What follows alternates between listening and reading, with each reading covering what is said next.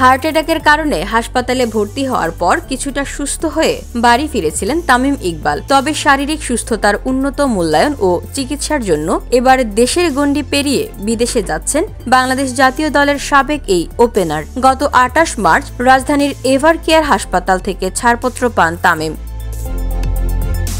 চিকিৎসকদের মতে সে সময় তার অবস্থা স্থিতিশীল থাকায় বাড়িতে বিশ্রামের অনুমতি দেওয়া হয়। যদিও তখন থেকে শোনা যাচ্ছিল পরবর্তী ধাপে উন্নত চিকিৎসার জন্য তাকে দেশের বাইরে নিয়ে যাওয়া হতে পারে। এদিকে ১ সপ্তাহেরও বেশি সময় বাড়িতে কাটিয়ে বর্তমানে ভালো আছেন তামিম, এমনটাই জানিয়েছেন বাংলাদেশ ক্রিকেট বোর্ডের প্রধান চিকিৎসক ডক্টর দেবাশিস চৌধুরী।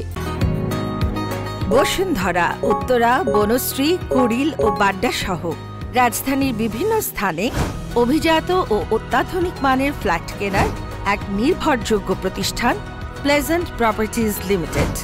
তাই আপনার স্বপ্নের আবাসনের জন্য আজই যোগাযোগ করুন। Pleasant properties limited, where destiny matches eventually।